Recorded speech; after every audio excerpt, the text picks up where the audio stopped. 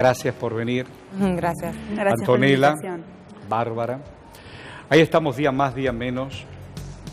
Ser mujer no es un tema menor. No es un tema menor. Es cierto que hay un largo recorrido.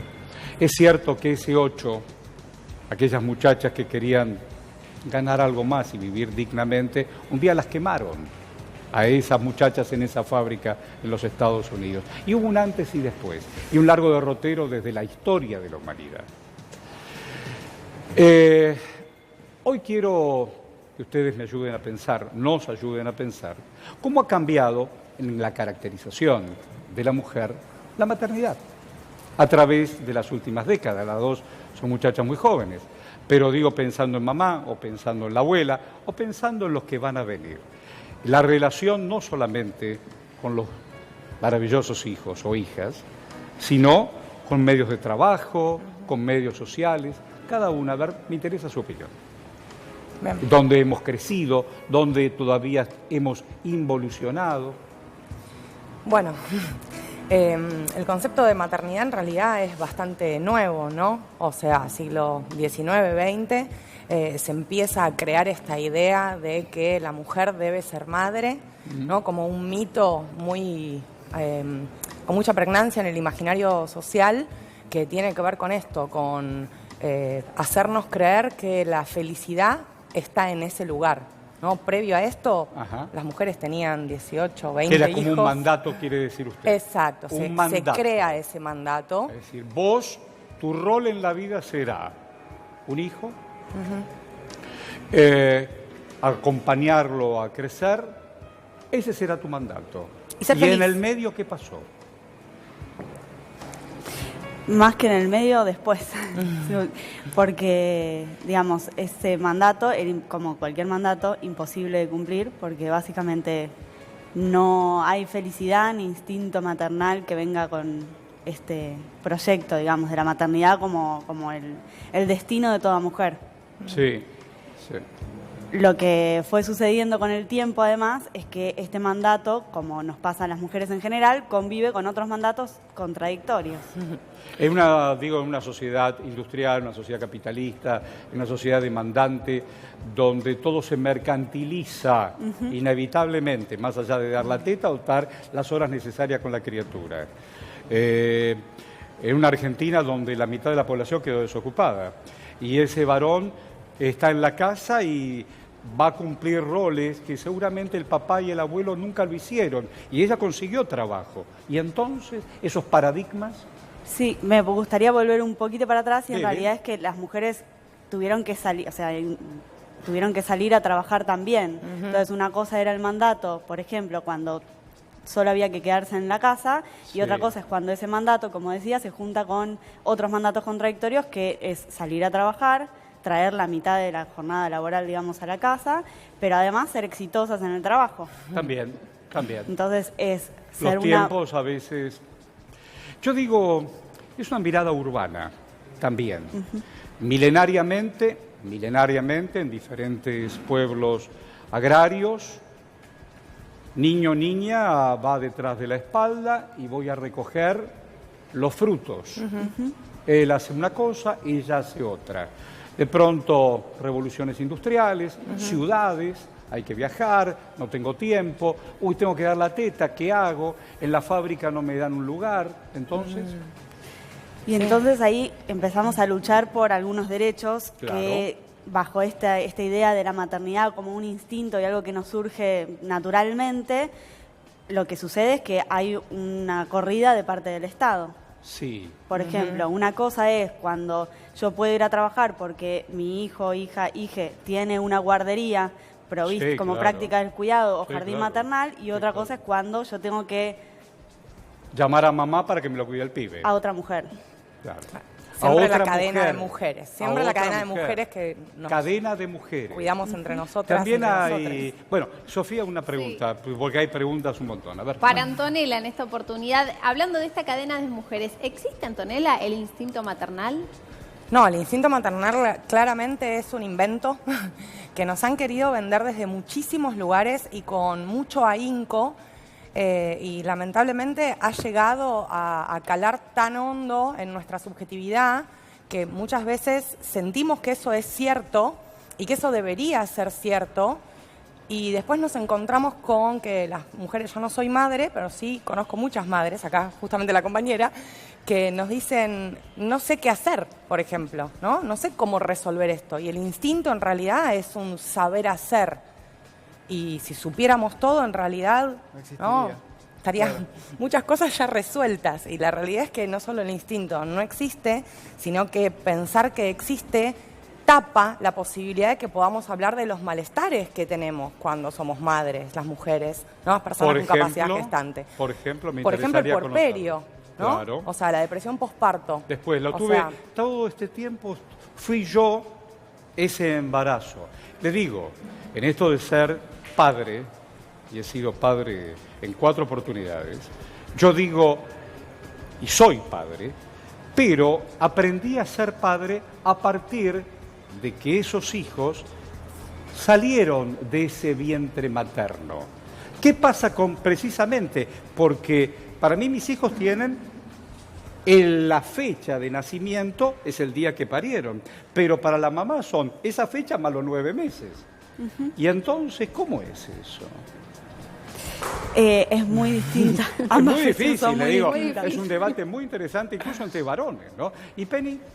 Bueno, los cambios culturales suelen darse más rápidos que las normas, pero a lo largo del tiempo las van acompañando. El nuevo Código Civil y Comercial, sancionado en el 2015, trajo nuevos derechos y herramientas para las mujeres. Hoy, ¿cómo se ven empoderadas con esas para afrontar, por ejemplo, cuestiones laborales? Ahí va.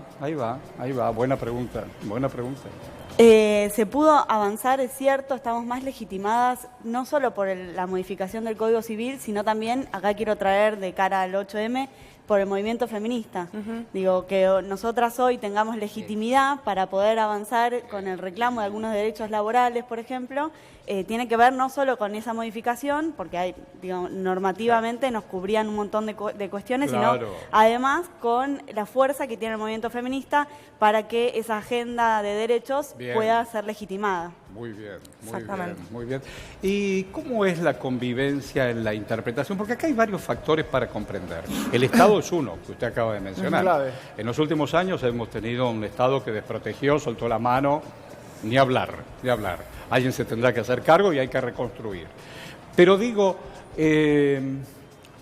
empresarialmente, o como puedas, esto que ustedes decían en la cadena de mujeres, cualquiera sea el nivel económico o de ingresos, una mujer confía en otra mujer no solo en el cuidado, sino en la protección de esas criaturas.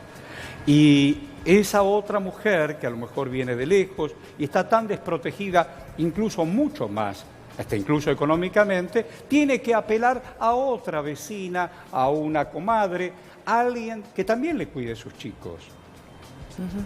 Es todo un tema, Sofía. Sí, para las dos en esta oportunidad, porque en esto que contabas vos, Horacio, en esto de salir a trabajar, de ganarse la plata, de querer realizarse también como profesional, existe la culpa también de dejar a un bebé de 3 meses todo el día en una guardería, que te lo vaya a retirar un abuelo. ¿Qué pasa con la culpa y con las ganas de realizarnos a la como psicóloga. mujeres? A ver, psicóloga, ayúdeme.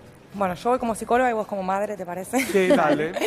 Y ambas, a ver. La culpa es terrible porque nos lleva a lugares de muchísima ansiedad, muchísima tristeza, angustia. Claro, yo estoy acá, pero bueno, y no puedo, y exacto. ¿qué estará? Claro. La realidad es que no podemos estar en 2 lugares al mismo tiempo, y la realidad es, como dice la compañera, es imposible sostener mandatos contradictorios. Entonces, si un mandato es trabajar, sé exitosa, y otro mandato es sé una madre presente y feliz, y feliz de hacer todo, y las buena pequeñas madre, cosas. porque digo también. Exacto, ¿no? Porque eso es lo que hace una buena madre, estar presente y hacer todas esas cositas. Te tiene que gustar hacer, no sé, el collage para el colegio. Te tiene que gustar y tenés que hacerlo con felicidad, ir y venir todo el día. Todo el día. ¿No? Sí. Sostener todo eso te tiene que dar felicidad. Y eso, ¿cómo hacemos para que no vaya en contra de nuestro desarrollo profesional, ¿no? De nuestra carrera, de nuestro trabajo? Entonces la culpa siempre aparece. Porque aparte, nunca falta la persona que te dice, ay, pero lo dejás tantas horas solo al nene, a la nene. Ay, ¿estás segura? No sé si está bien Tanto eso. tiempo. ¿No Le te va a ser extraña? bien, te dice. ¿No lo extrañás? Claro. ¿Te lo trabajás para pagarle a la señora? Claro. Claro. Aparte con los tiempos que corren, digo, además Los de- tiempos que corre, el fin de mes, Exacto, para el que más tiene allá de y la para el que realización no personal, tiene. hay que Bueno, salir pero además. no es un tema menor. No, el tema obvio. del desarrollo profesional no es un tema menor, más allá de la vocación, de los oficios. Pero también hay debate donde hay mujeres que se realizan en esa historia cotidiana. Y entonces, ¿qué respuesta hay? La maternidad, lejos de ser un instinto, es un proyecto, ¿no? De vida, que una puede elegirlo o no elegirlo. Claro. claro. Y también elige el momento. Y Claro. cada vez que, como cualquier proyecto, si decidimos tener tal o cual trabajo, una vez toda la vida parece que acompaña esa elección laboral y otras veces que no, que esa elección laboral entra en contradicción con un montón de otros proyectos que elegimos en la vida. Y la maternidad, Sí, lo mismo. claro, Entonces, un proyecto claro. en un momento dado y eso puede ser más fácil o menos fácil y de combinar especialmente con el proyecto laboral. Entonces, yo he visto preguntas, cuando trato temas genéricos, hacer preguntas personales, pero permítanme una excepción. ¿Cómo vive usted su maternidad?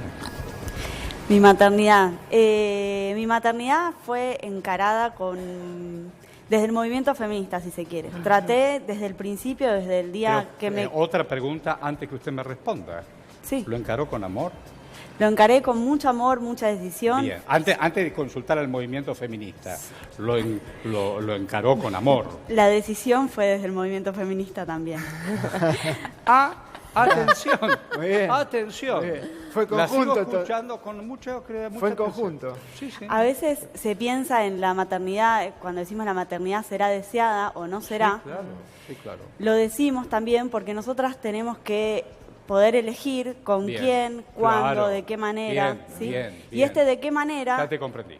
¿De qué manera incluye dónde y cómo parir, cómo llevar adelante el embarazo, Perfecto. en qué condiciones y también en qué contexto? Y ahí es donde vuelvo a hacer uso del aparato estatal para pensar la maternidad y por qué el movimiento feminista es necesario, porque de ahí surge, por ejemplo, cuánto es nuestra licencia por maternidad. Claro.